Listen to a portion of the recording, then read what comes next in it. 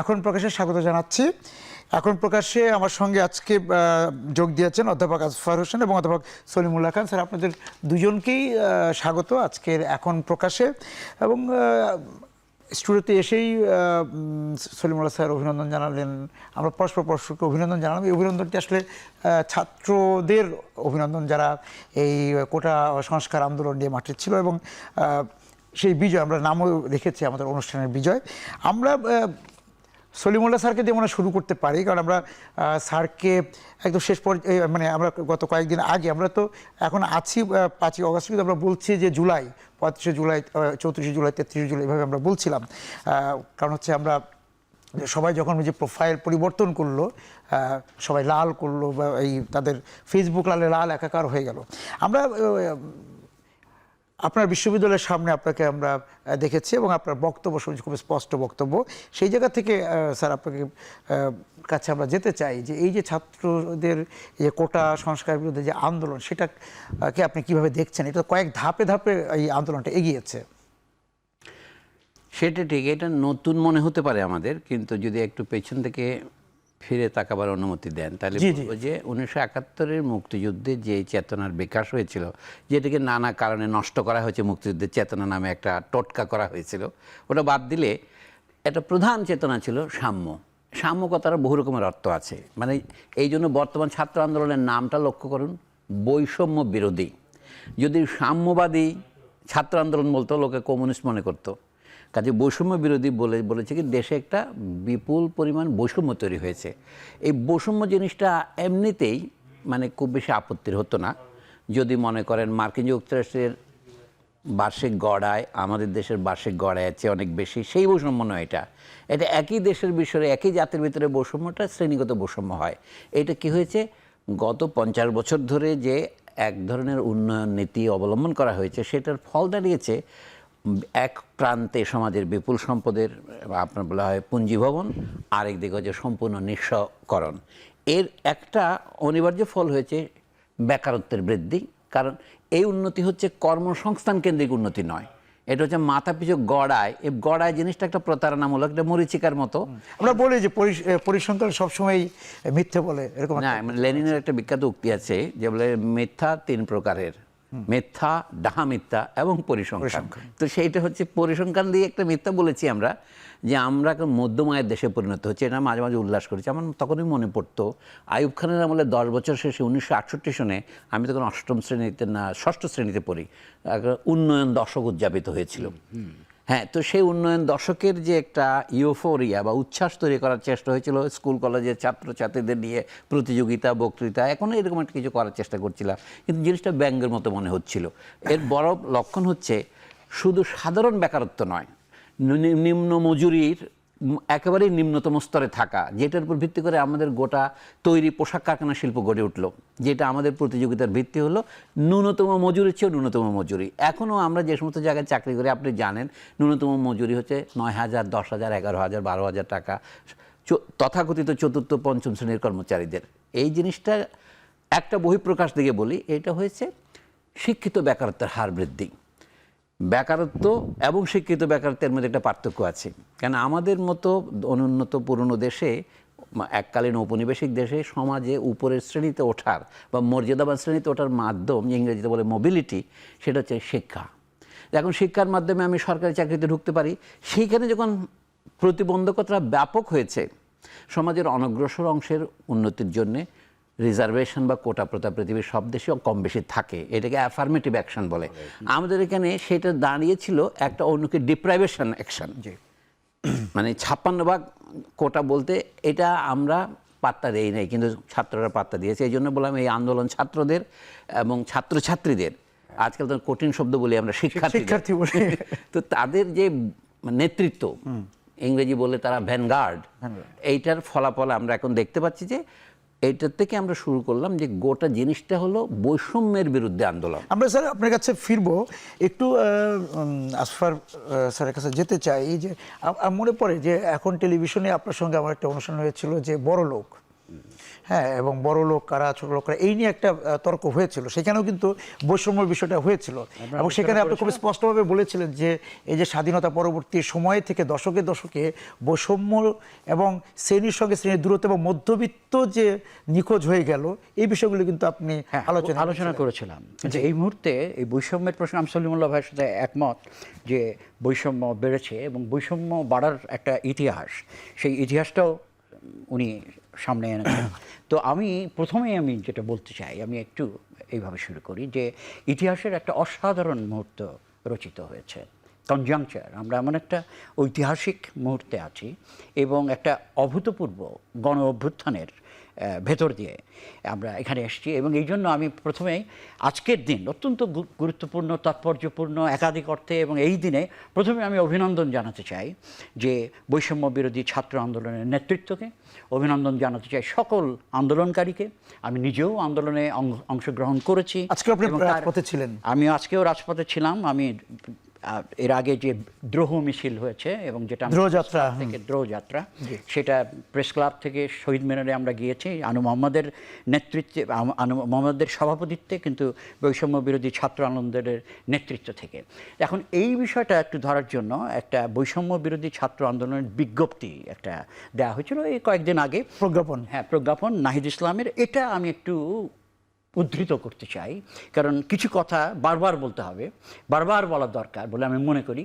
এবং আমার প্রিয় তাত্ত্বিক ইকবাল আহমেদের সত্য নিয়ে একটা চমৎকার একটা কথা আছে, সেটা হচ্ছে সত্যকে বারবার উচ্চারণ করতে হয়, কারণ অন্যান্য সত্য বিরোধী শক্তি এত বেশি উপস্থিত যে সত্য একবার বললে যথেষ্ট না।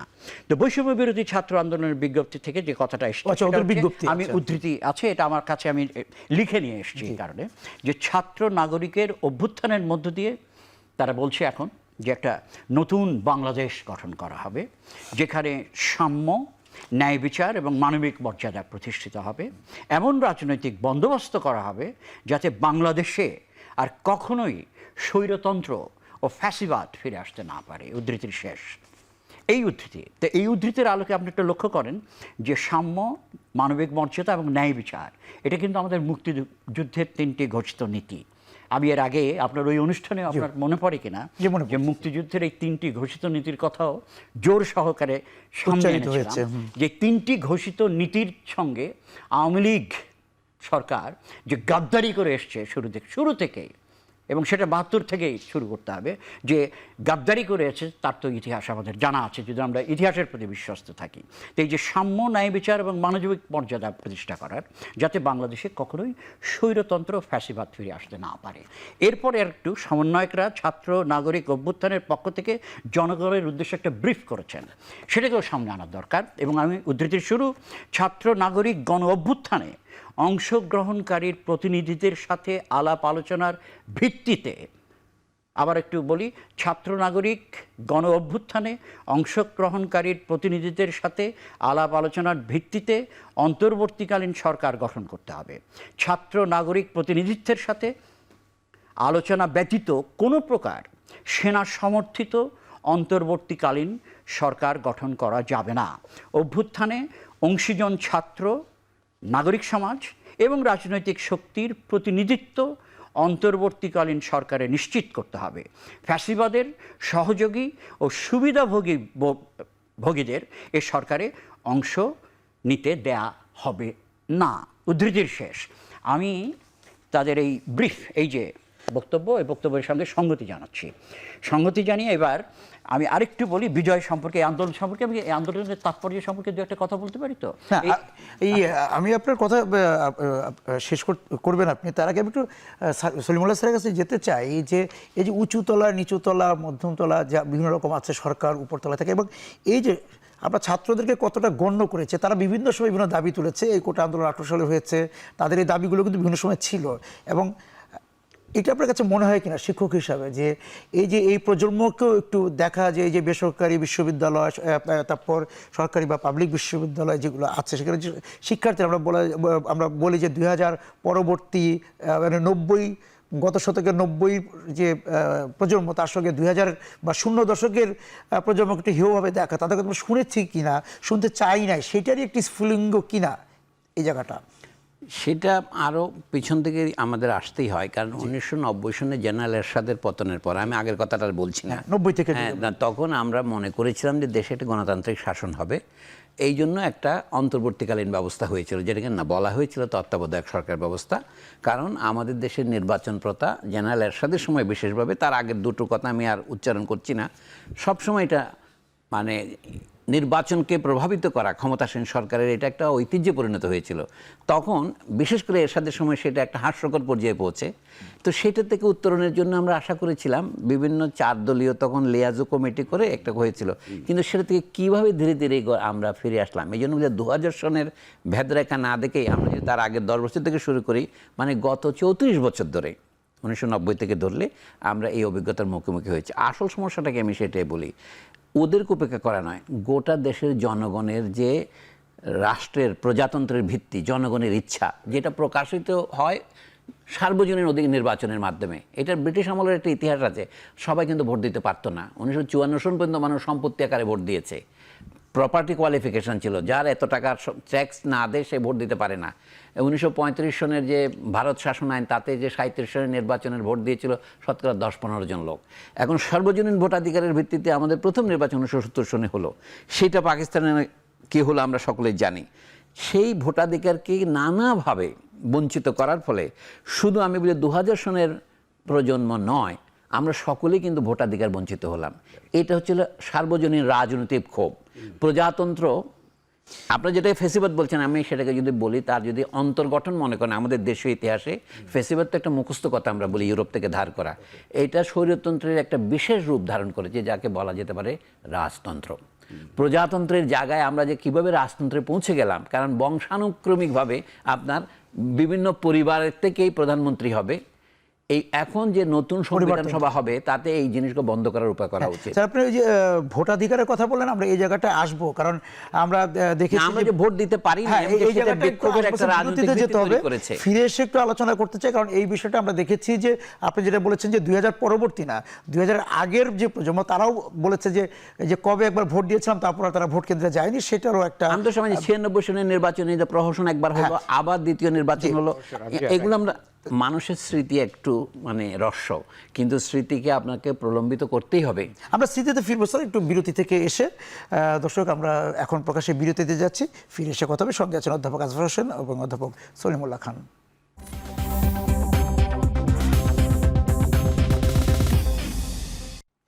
ফিরে এলাম এখন প্রকাশ্যে। স্যার, আমরা এই বিরতির মধ্যে আমি আমার যে স্মার্টফোন যদি বলি, সেখানে আমি একটু দেখলাম, তার আগেও যখন এই যে যদি বিজয়ের কথা বলি, যে বিজয় যখন নিশ্চিত হলো, যে ছাত্র জনতার তারা যখন পথে, তারপর থেকে আমাদের কাছে যেটা খবর আসতে থাকলো যে এই যে সহিংসতা, হ্যাঁ, এই যে বিজয় উল্লাস করতে যে বা তাদের ক্ষোভের যে বহিঃপ্রকাশ ঘটাতে যে আমরা দেখছি যে অনেক মানে আমাদের রাষ্ট্রীয় সম্পদ এবং ব্যক্তি সম্পদের প্রতিহিংসা পরায়ণ হওয়ার খবরগুলো আমাদের কাছে আসতে থাকলো, এবং গণমাধ্যম সহ বিভিন্ন সরকারি প্রতিষ্ঠান, ব্যক্তি প্রতিষ্ঠান সেগুলো করছে, এবং আমাদের কাছে কিছু আসছিল যে সংখ্যালঘু পরিবার, তা বিভিন্ন জায়গাগুলোতে হচ্ছে। কিন্তু এটা কিন্তু আমাদের সেনাপ্রধান যখন বক্তব্য দিলেন, তিনি তখন বলেছেন ধৈর্য ধরতে, এবং বলেছিলেন যে তার উপর আস্থা রাখতে। এবং পরবর্তীতে আমরা দেখলাম বঙ্গভবনে যখন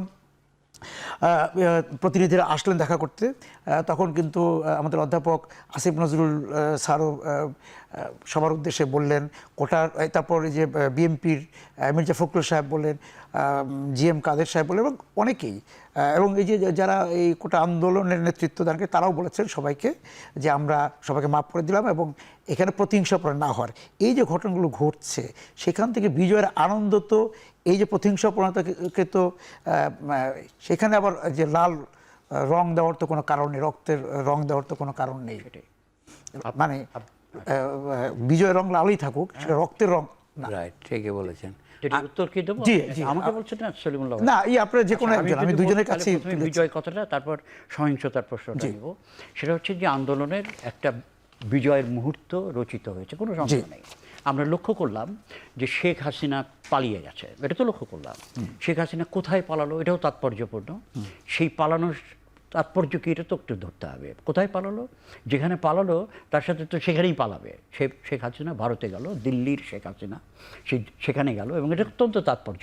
কিন্তু শেখ হাসিনা প্লেনে উঠলেও বা হেলিকপ্টারে উঠলেও বা যে যানে উঠলেও শেখ হাসিনার যে দমনমূলক অ্যাপারেটাস এবং বিশেষ করে তার যে দমনমূলক অ্যাপারেটাস এবং আইডিওলজিক্যাল অ্যাপারেটাস বা মতাদর্শিক অ্যাপারেটাস তো আর পালায় নাই, সেই অ্যাপারেটাস তো আর প্লেনে ওঠে নাই। সেটা তো একটা খেয়াল রাখতে হবে, সেই প্রেক্ষিতটা একটু বিবেচনায় রাখতে হবে। এটা বলার পর বিজয়টা হয়েছে, এখন বিজয় তো একটা বিশেষ পর্ব, কিন্তু বিজয়কে ধরে রাখার জন্য আরও আন্দোলন, মানে এই বিজয় যার ভেতরে আমাদের শিক্ষার্থীরা, মানে ছাত্রছাত্রী বৈষম্য বিরোধী ছাত্র আন্দোলন, যার নেতৃত্বে এই বিজয়টা রচিত হয়েছে, এই বিজয়ের মুহূর্তটা আমরা দেখছি।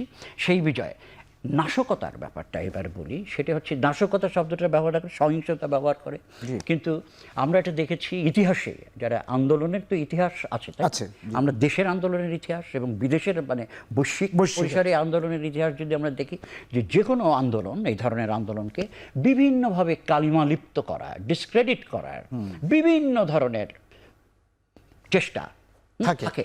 এটাকে মানে একটা ভিতরে ষড়যন্ত্র কাজ করে, ষড়যন্ত্র শব্দটা আমি ব্যবহার করি, চেষ্টা থাকে, এবং এই চেষ্টা করার কারণে আন্দোলনের বিজয় এটা ম্লান হচ্ছে। কথা আপনি তখনই বলবেন যখন আপনি বলবেন যে আন্দোলনকারীরা এটা করছে, কিন্তু আন্দোলনকারীরা করে নাই। এবং আমি একটু আমি দেখলাম যে ছাত্রছাত্রীদেরকে এর মধ্যেই দোষারোপ করা হয়েছে, এবং এটা তো ছাত্রছাত্রীরা করে নাই মোটেই, এটা ছাত্রছাত্রীরা করে নাই, এটা তো বোঝা যাচ্ছে। শিক্ষার্থী বা ছাত্রছাত্রীরা তো আর জাতীয় সংসদ ভবনে ঢুকবে না, বিটিভি ভবনে ঢুকবে না, তারা যেভাবে সর্বশেষ প্রেস ব্রিফিং এ আপনারা যেটা দেখেছেন, তো এটা তো ছাত্রছাত্রীরা বা শিক্ষার্থীরা এটা তো করার ব্যাপার নাই, বা অন্য আন্দোলনকারীদের ব্যাপার নাই, এটা যারা করছে। কিংবা ছাত্রছাত্রীদের সঙ্গে যে শিক্ষকরা এসেছেন বা তাদের অভিভাবকদেরকে আমরা রাজপথে দেখেছি, তারা তো করছে না। অনেকে বলছে যে আন্দোলন করে কি আমরা এই পেলাম? আন্দোলন করে তো এটা তো ছাত্রছাত্রী আন্দোলনের যে কোনো মুক্তিযুদ্ধের পরেও, আমরা যখন মুক্তিযুদ্ধ আমাদের বিজয় রচিত হয়েছে, তারপরে তো লুণ্ঠন হয়েছে, তারপরে তো তার ইতিহাস আছে। এর জন্য আমরা মুক্তিযুদ্ধকে ওই সময় বলবো যে মুক্তিযুদ্ধ ম্লান হয়ে গেছে? মোটেই ম্লান হয়ে যায়। সুতরাং আন্দোলন এখনো চলছে।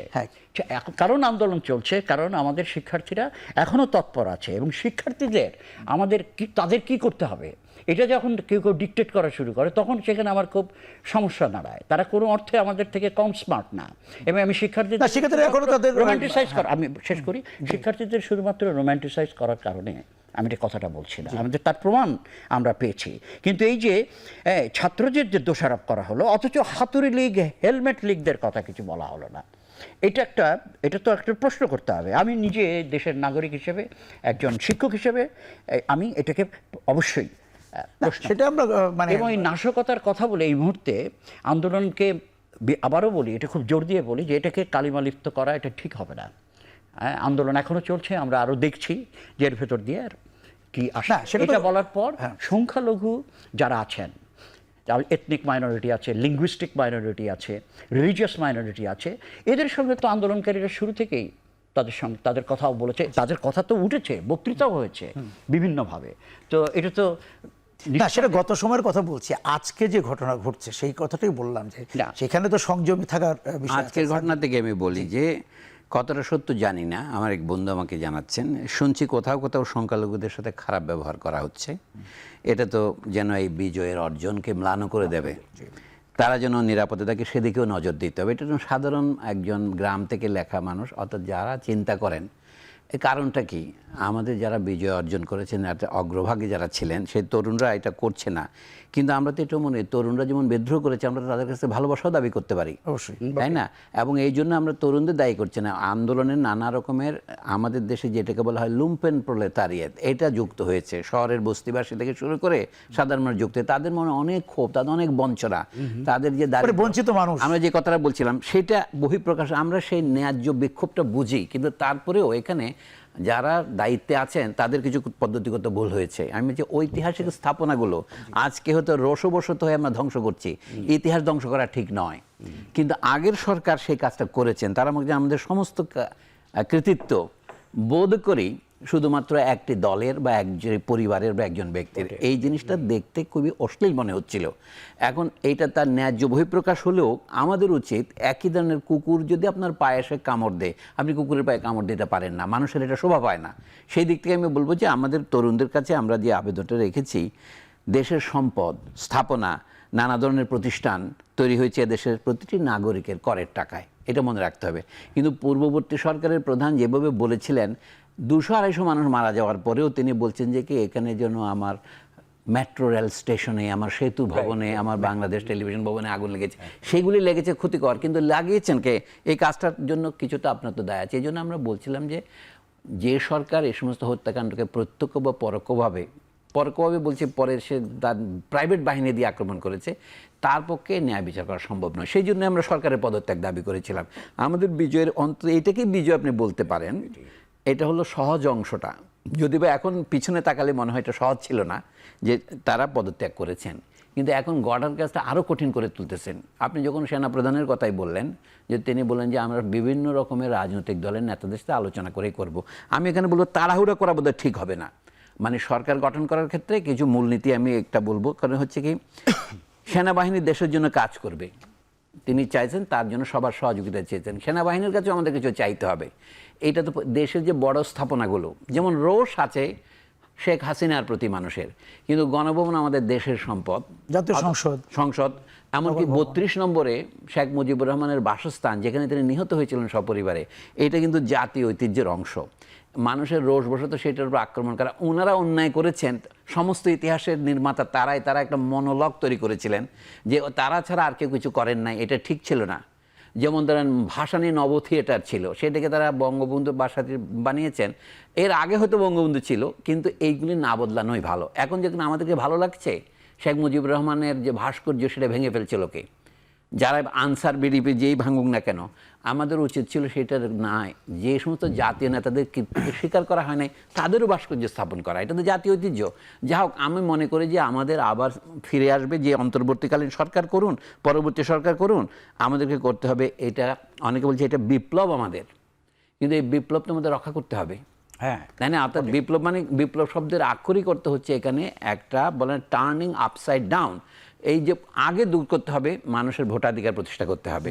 এবং অন্তর্বর্তীকালীন সরকার নিয়ে আমি বেশি উৎসাহী নই, যদি না এই অন্তর্বর্তীকালীন সরকার একটা স্থায়ী সরকার গঠনের প্রক্রিয়াকে জনগণের ইচ্ছার বহিঃপ্রকাশ হিসেবে তৈরি করে। স্যার, আপনি যে ওই আমরা বিরতিতে যাওয়ার আগে বলছিলেন, সলিমুল্লাহ স্যার বলছিলেন ভোটাধিকার, এই যে ভোট দিতে না পারার একটা ক্ষোভ, এই যে মানে এটা গোটা রাষ্ট্রের ভিত্তিকে ধ্বংস করা।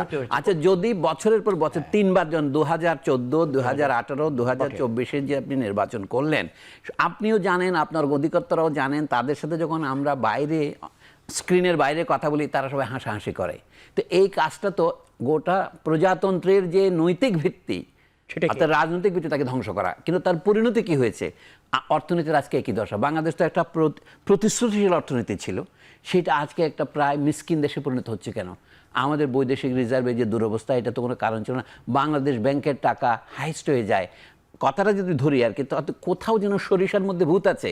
এই ভূতটা যদি আমরা একটা জায়গায় কেন্দ্রীভূত করতে চাই, ওই সিন্দাবাদের কাহিনীর মতো বোতলের মধ্যে বন্ধ করতে চাই, সেটা হয়েছে পদত্যাগের মাধ্যমে। কিন্তু আপনারা যেটাকে বিজয় বলছেন, আমি অতটা নিঃসংকোচে বিজয় বলতে পারছি না, যতক্ষণ পর্যন্ত না আমাদের চোখের সামনে একটা ভীষণ তৈরি না হয়।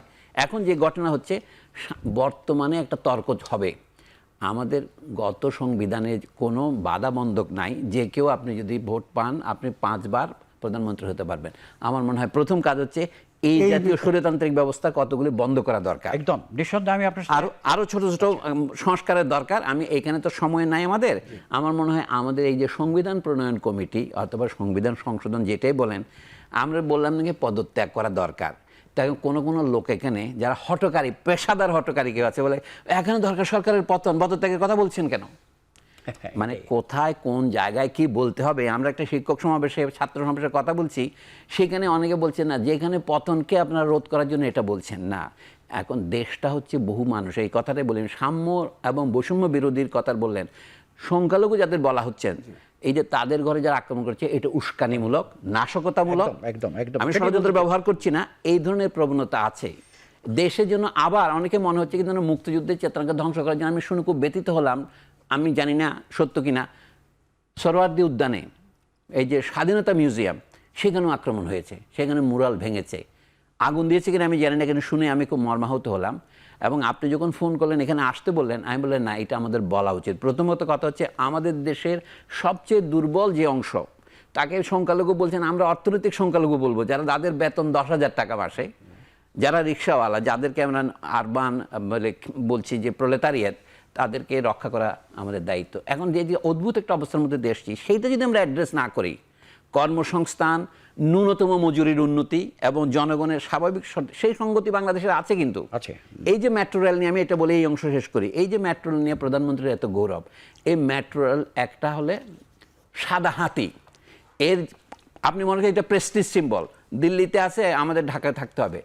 আমাদের পাবলিক ট্রান্সপোর্টেশন সিস্টেমের কোনো উন্নতি না করে, দেশের শতকরা 100% মানুষের অফিসে আসা যাওয়ার, কারখানায় আসা যাওয়ার কোনো ব্যবস্থা না করে, আপনি শতকরা 5-7 জন মানুষের জন্য শহরের এক উত্তর থেকে দক্ষিণ প্রান্তে আসার জন্য মেট্রো রেল করলেন, এটা শহরের মর্যাদা বাড়লো, কিন্তু শহরের কোনো উপকার হলো কি? স্যার আমাদের একটা বিরতিতে যেতে হবে, ফিরে এসে আমি আসফার স্যারের কাছে জানতে চাই যে, আমি একটু শেষ করি, আমি এটাতে যদি মানুষ আক্রমণ করেছে, এই আক্রমণটা কিন্তু অমূলক নয়, তার মূল আছে। তারপর আমরা কোনো আক্রমণকে স্বাগত জানাতে পারি না, এটা বৈষম্যমূলক ব্যবস্থাকে মানুষ আক্রমণ করে তার প্রতীকের মধ্যে গিয়ে। সে তারপর কোনো আক্রমণকে নিশ্চয়ই আমরা স্বাগত না, জানাবো। এখনকার কথা বলছি না, আগের আক্রমণের কথা বলছি। আমরা একটু বিরতিতে যাব, বিরতি ফিরে এসে আসফার স্যারের কাছে একটু জানতে চাবো যে সলিমুল্লাহ স্যারের মধ্যে যে সংশয় রয়েছে এবং বিজয়, যে আমাদের বিজয়ের যে পূর্ণতা, সেই জায়গাটা কতদূর, এবং বিজয়ের যে মানে এই ফুলটি কার হাতে শোভা পাবে শেষ পর্যন্ত, সেটা নিয়েও মনে হয় স্যারের সংখ্যা আছে, আপনার সংখ্যা আছে। আমরা একটু বিরতি থেকে ফিরে আসছি দর্শক, আমরা যাচ্ছি এখন প্রকাশের বিরতিতে। ফিরে এসে কথা হবে অধ্যাপক আসফার হোসেন এবং অধ্যাপক সলিমুল্লাহ খানের সঙ্গে।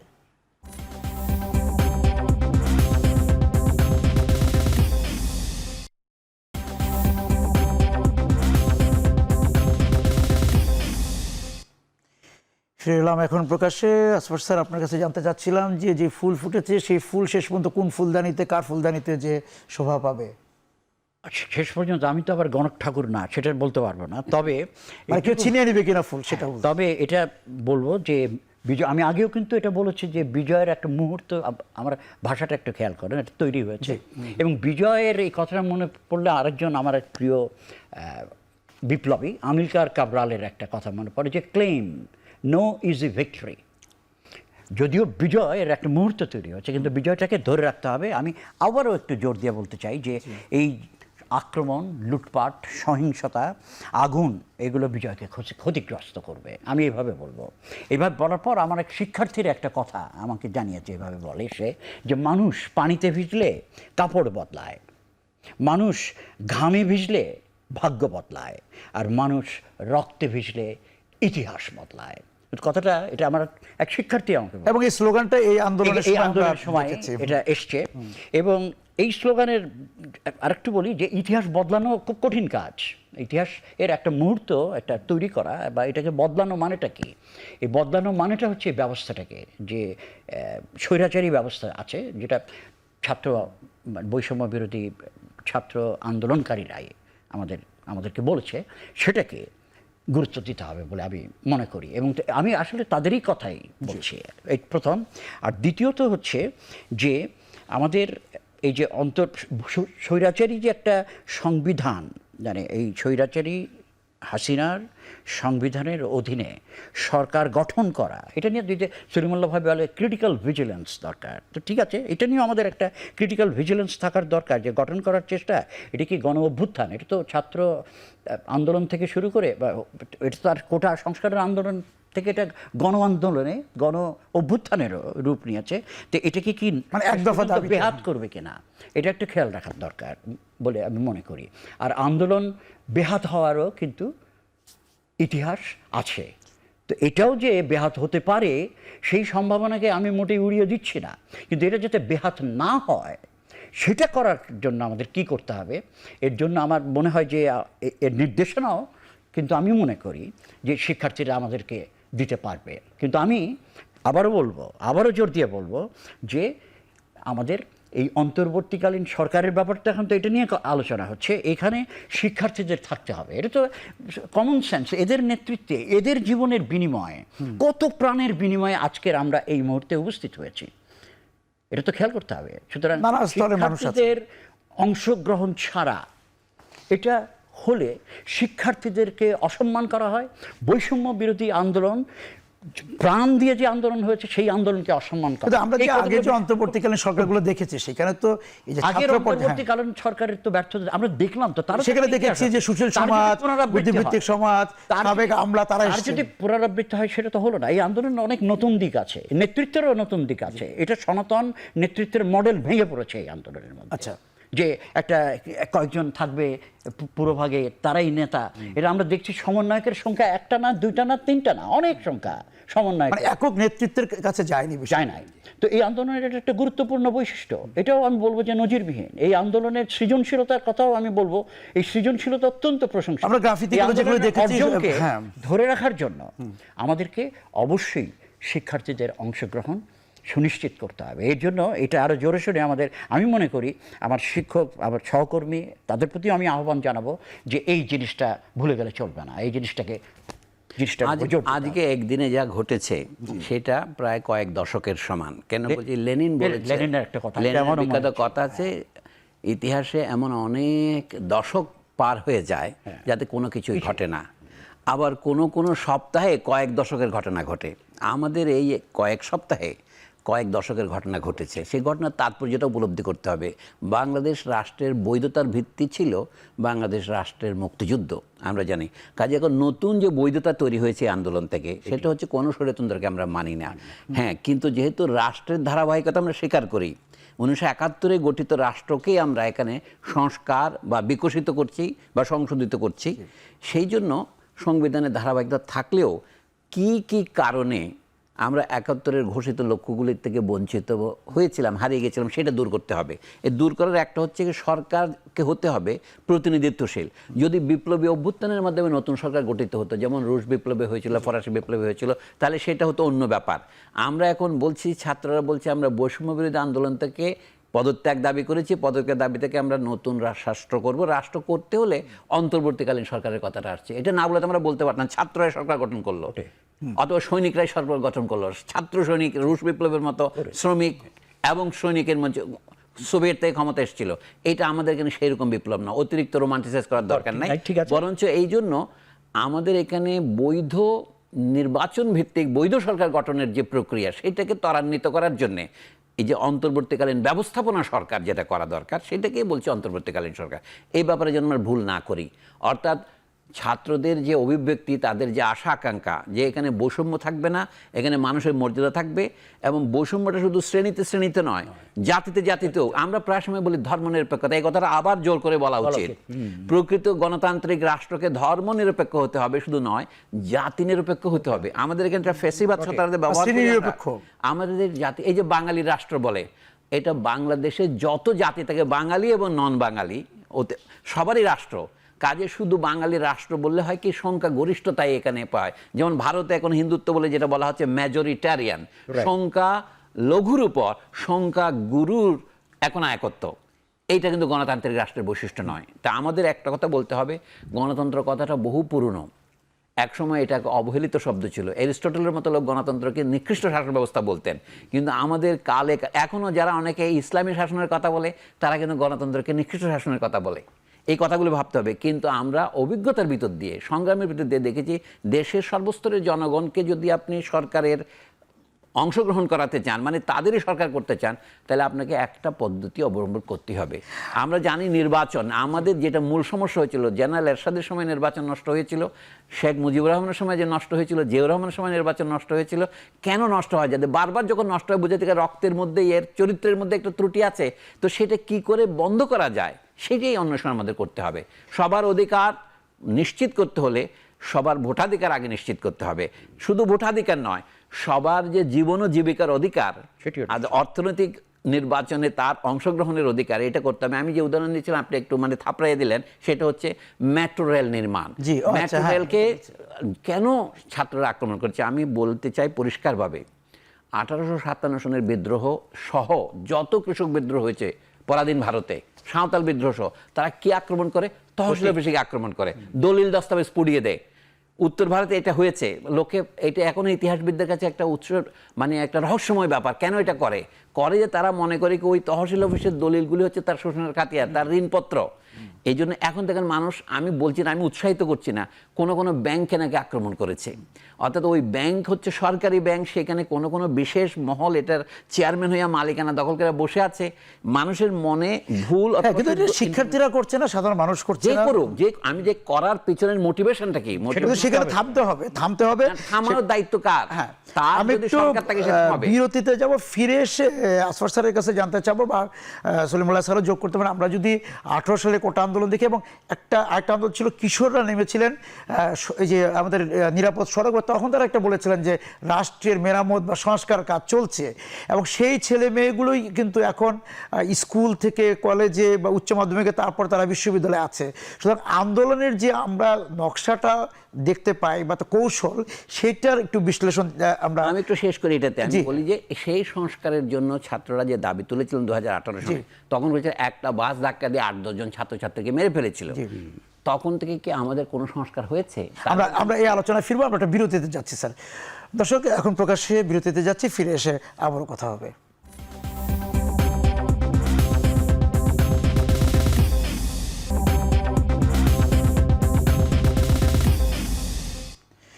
ফিরে এলাম এখন প্রকাশ্যে। যাওয়ার সময় যে প্রশ্ন রেখেছিলাম সেটা নিশ্চয়ই আপনার মনে আছে। আমরা বলছিলাম যে এই যে 2018 যে কোটা আন্দোলন, তার পরবর্তীতে এই যে নিরাপদ সড়ক চার আন্দোলন, এবং সেইখানে যে আমাদের কিশোররা বা ছাত্রছাত্রীরা যে আন্দোলনের করছিলাম, তারা বলেছিলেন যে রাষ্ট্র নির্মাণ কাজ চলছে, সংস্কার কাজ চলছে। সেটা স্যার একটু যোগ করেছেন, সেই যে তাদের দাবি করেছিলেন, তখন আমরা দেখেছি সেই যে তারা দাবিগুলো করেছে রাষ্ট্র মেরামত বা সংস্কারের, সেই সংস্কারগুলো করা হয়। আইন হয়েছে কিন্তু সংস্কার হয়নি। সংস্কার তো হয় নাই, একটা আইন হয়েছে, আইন মানেই একটা হওয়া, মানে তো সংস্কার না। না, ওটা হচ্ছে কোটা সংস্কার না, হচ্ছে রাষ্ট্রের মেরামত, রাষ্ট্র নির্মাণ। ওরা বলছে মেরামত বলতে গেলে আচ্ছা, ছাত্ররা যেটা চেয়েছিলেন, যেমন ধরেন ওইখানে বাসের ধাক্কা দিয়ে লোক মেরেছে, তারা ওখানে আন্ডারপাস করবে, একটা ওভারব্রিজ করবে, এটা হচ্ছে এক ধরনের মেরামত। কিন্তু এটা চোখ ধাঁধানো, লোক ভোলানো, আসল মেরামত তো হয়নি। যেমন আমাদের একটা শহরে ট্রান্সপোর্টেশন সিস্টেম হয় নাই কেন? আপনি ধরেন জাপানে যান, আপনি দাঁড়ালে 3 মিনিট পর বাস পান। আপনি সুইডেনে যান, আমি বলছি উন্নত ধনতান্ত্রিক গণপরিবহন ব্যবস্থা তৈরি হয়নি, আছে এখানে। কেন হয়নি? এটা কি আমাদের পয়সা না বলে হয় নাই, না আমরা করতে চাইনি বলে করি না? আমাদের এখন যে আমরা পদ্মা সেতু করতে পেরেছি, আমরা মেট্রো রেল করতে পেরেছি, তাহলে আমরা এটা পারলাম না কেন? করেছি আমরা, হ্যাঁ, পয়সার অভাবে করেছি তা নয়, এটা আমাদের পরিকল্পনার এবং আমাদের বাছাই করার অভাবেই।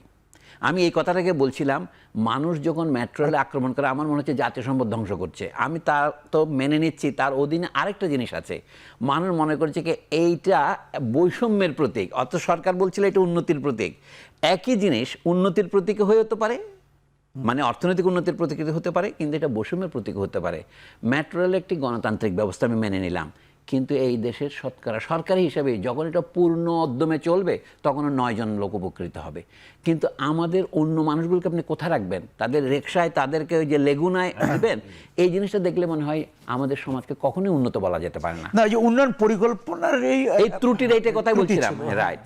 এই যে পাবলিক প্রাইভেট বা কোনটাকে প্রাধান্য দিব, এবং আসলে এই যে উন্নয়নটায় অংশীজন কারা থাকবে, সেখানে কতজন, সেই ত্রুটিটা কিন্তু কখনো দূর হয় নাই। রাষ্ট্র সংস্কার যারা চেয়েছিলেন, তারা মানে হচ্ছে শুধু রাস্তার সংস্কার নয়, সর্বক্ষেত্রেই চাকুরি বলেন, অর্থনৈতিক সুবিধা বলেন, অথবা মানবিক মর্যাদা বলেন, সবগুলোর ক্ষেত্রে প্রথম নীতি ছিল সাম্য। সাম্য তো হয়নি, মর্যাদা হয়নি। সবচেয়ে বড় ব্যাপার, যেটা না বললে হবে না, দুর্নীতি সর্বত্র এমনভাবে প্রবেশ করেছে। যেমন সিভিল সার্ভিস পরীক্ষার প্রশ্ন ফাঁস হচ্ছে বলে এখন হচ্ছে, এনবিআর এর লোকের সম্পর্কে কত কীর্তি বেরোচ্ছে, পুলিশের আইজি সম্পর্কে কত জিনিস বেরোচ্ছে। এগুলি কি ইঙ্গিত কি করে? এগুলি ক্ষমতার সর্বোচ্চ কেন্দ্রের প্রশ্রয় না পেলে এগুলি কখনোই হতে পারে না। এটি মানুষ এটা বোঝে, এটার জন্য লাগে না। আজকে আমি খুব দুঃখিত যে দেখা যাচ্ছে আজকে প্রধান বিচারপতির বাসভবনে হামলা হয়েছে, বিচারপতিদের গাড়িতে হামলা হয়েছে। এটা তো উচিত নয়, কিন্তু বিচারকদের গাড়িতে হামলা হবে কেন? আমি বলছি কি এটা জাস্টিফাই করার জন্য বলছি, এটা বন্ধ হওয়া অচিরেই দরকার। কারণ বিচার ব্যবস্থা ভেঙে গেলে চলবে না। কিন্তু বিভিন্ন সময়ে যেই পদ্ধতিতে বিচারপতিদের নিয়োগ করা হয়েছে সেখানে যে সমস্যা আছে এটাও কিন্তু এর মধ্যে। হ্যাঁ, একটা বিষয় স্যার, যে একটা বিষয় হলো যে আমরা সবসময় বলেছি যে জনগণই রাষ্ট্রের মালিক, জনগণ, কিন্তু এইটা আমরা এক ধরনের প্রহসন কিনা ছিল যে বলছি, কিন্তু জনগণ আসলে মালিক না। একটা হচ্ছে আমরা বলছি যে যারা সরকারি কর্মচারী বা প্রজাতন্ত্রের কর্মচারী তাদেরকে সেবক বলছি, কিন্তু তাদের একটা প্রভু সুলভ যে ব্যবহার, সেটারও একটা না এখানে দেখেন পুলিশের মধ্যে কতগুলো উপাধি দেওয়া হয়, বিপিএম, পিপিএম, অনেকে বারবার পেয়েছে। আমি একবার বার লেখা থাকে একবার পেয়েছে। আচ্ছা, যিনি আবার কি জাতীয় শুদ্ধাচার বলে একটা পুরস্কার পেয়েছে। আমাদের যে বর্তমান উন্নয়ন নীতিটা, উনি ঠিকই বলেছেন, এটা যে স্বৈরাচারী এবং ফ্যাসিবাদী তার ভাষাতেই বোঝা যায়। ফ্যাসিবাদ তার হিউমার হারিয়ে ফেলে, যে রসবোধ করে না। যেমন ছাত্ররা যখন ব্যঙ্গ করে বলল তুমি কে আমি কে, রাজাকার রাজাকার, কে বলেছে স্বৈরাচার স্বৈরাচার, আপনি শেষের দুটো বাক্য না বলে যদি শুরুটা বলেন, আমি তখন গুরু গম্ভীর টেলিভিশন অনুষ্ঠানে নাশকতার বিরুদ্ধে বাংলাদেশ, আর সেখানে সূর্য বলছে এরা নিজে আত্মস্বীকৃত রাজাকার, এটা প্রধানমন্ত্রী বলছেন, এটা প্রধানমন্ত্রীর উপদেষ্টা বলছেন, আমি কি বলবো, প্রাক্তন মুক্তিযোদ্ধারা বলছেন, অর্ধসত্য অসত্যের চেয়ে মারাত্মক। শিশুরা এটা বলেছে রাজাকার ব্যঙ্গ করে, অর্থাৎ মহাশয় আপনি আমাকে বললেন আজকে আমি হলাম চোর আর আপনি হলেন সাধু, আপনার আমার জমি থেকে আমাকে উৎখাত করে আপনি আমাকে চোর বললেন। ব্যাপারটা হলো সেই টাইপের। আমি একটু শেষ করি, এই যে হিউমারটা না থাকা, এটা কিন্তু সমাজের লক্ষণ। এই বলে আমি শেষ করি, শুদ্ধাচার পুরস্কার বলে এক কথা বলা হয়। শুদ্ধাচার কি বলে, এটা এই টিকেটের অনুবাদ। আরে অর্থাৎ ভাষাটাকেও যে তারা বর্বরভাবে ব্যবহার করেছে, এবং এই নিজের মতো করে ব্যবহার করেছে। না এটা বর্বরতা। আমি বলছি শুদ্ধাচার বলে যাকে দিয়েছেন তিনি হলেন অশুদ্ধাচারের শ্রেষ্ঠ প্রতীক। আমি একটু আসফার স্যারের এই বিষয়ে মন্তব্য করতে চাই। না, আমি তো শুরুতে যে জিনিসটা বলার কথা ছিল রাষ্ট্রের সংস্কার, রাষ্ট্রের সংস্কার কেন হয় না, এই রাষ্ট্রের সংস্কার তো ঠিক এই আবারও মানে মেরামতের কারিগর নেই, মেরামতের কারিগর। এখন আপনি, আমরা তো এটা আগেও বলেছি, সলিমুল্লাহ ভাই নিজেও বলেছেন যে আপনি যদি যে হত্যা করে তাকে যদি বলেন আপনি হত্যার বিচার করতে, তো সেটা তো যৌক্তিক কিছু না।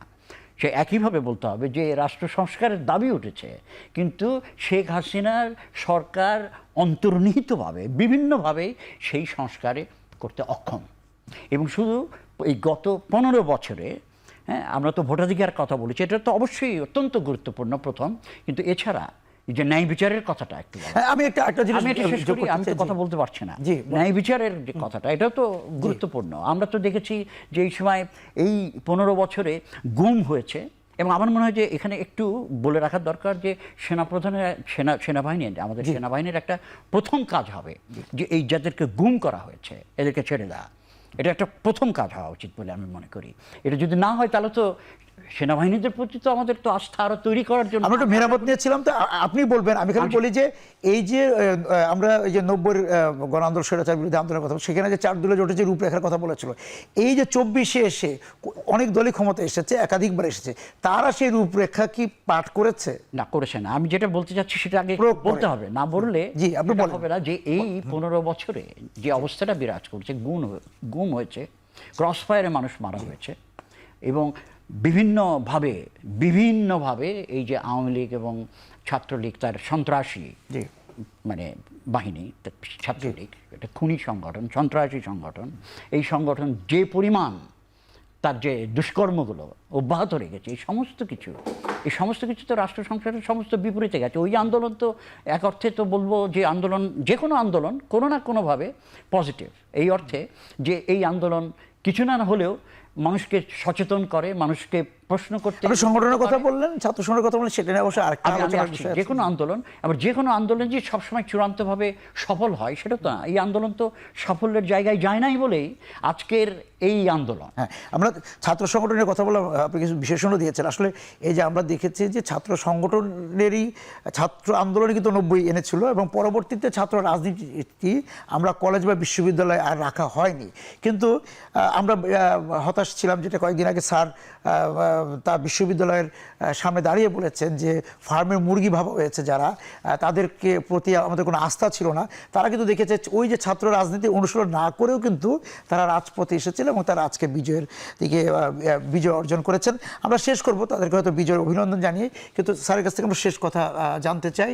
আমরা আবারও বলতে চাই যে এই যে বিজয়ের ফুল ফুটলো, সেই ফুলটি সুরক্ষা করার বিষয়ে আপনাদের দুজনেরই শেষ কথা। এখন একদম এই বিপ্লবের ফলকে রক্ষা করার জন্য যেটাকে বলে আমাদের জাগরেই হয়ে থাকতে হবে, আর তার মধ্যে কয়েকটা কাজ আশু করণীয়। এটা হচ্ছে নতুন সরকার নির্বাচনের ব্যবস্থা করবেন, সেটার স্পষ্ট প্রতিশ্রুতি এবং পদ্ধতি থাকা দরকার। 2 নম্বর যে নিবর্তনমূলক সংস্থাগুলো গড়ে উঠেছে, সংক্ষেপে বলি, বিএনপির আমলেই র্যাব গঠিত হয়েছিল এবং র্যাব একটা নিপীড়নকারী শক্তি হিসেবে বিকশিত হয়েছে এবং আওয়ামী লীগ সরকার সেটাকে সম্পূর্ণ বৈধতা দিয়েছে, রক্ষা করেছে, মাঝখানে সামরিক সরকার শুদ্ধ। এই জিনিসটা লুপ্ত করতে হবে।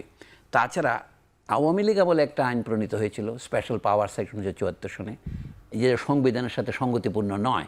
এটা ইমার্জেন্সি যদি আপনি জারি করতে চান সেটা সংবিধানেই আছে, কিন্তু এই স্পেশাল পাওয়ারের সংবিধানের সাথে সঙ্গতিপূর্ণ নয়।